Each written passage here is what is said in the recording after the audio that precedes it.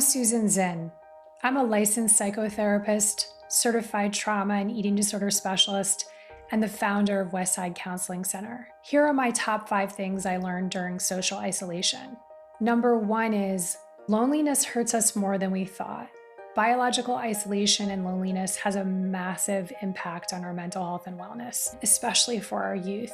This speaks volumes to the importance of human connections, particularly with developing brains, and the need to feel loved and supported by their communities. We need to have more public information to remove the stigma of loneliness and alleviate the shame that makes many people hide their feelings, making connections even more difficult. Number 2 is our mental health matters. The Center for Disease Control and Prevention recently reported that over 60% of young people were experiencing significant levels of anxiety and depression. This time has been particularly hard on young adults too, because they have transitioned away from their families but still lack the essential connections that they need. Young adults are making critical decisions about their careers and relationships, and the isolation added a whole new level of overwhelm, depriving them of the communities and the peer support, only adding to higher levels of stress.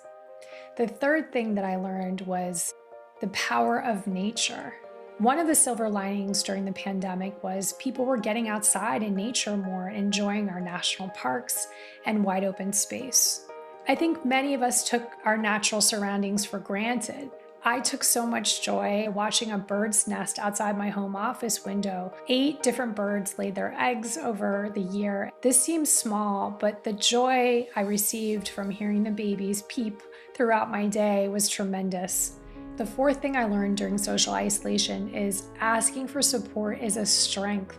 We've all experienced a global trauma, and it's okay to tell people how you're really doing. Even the mental health and health practitioners. Yes, I'm talking to you. Burnout is real.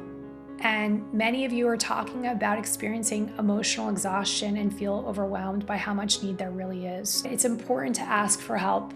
And your strength is only helping others know that they don't have to go it alone. The fifth thing that I learned, we are all learning new skills. People say hindsight is 2020, which was so accurate last year. It made me evaluate how I could best serve my communities and help more people by working together using technology to help us share mental health resources, advocate for destigmatizing mental health, and creating mental health awareness. If you would like more tips and tools, you can check me out on my Instagram at Susan Zinn Therapy or my website at susanzinntherapy.com.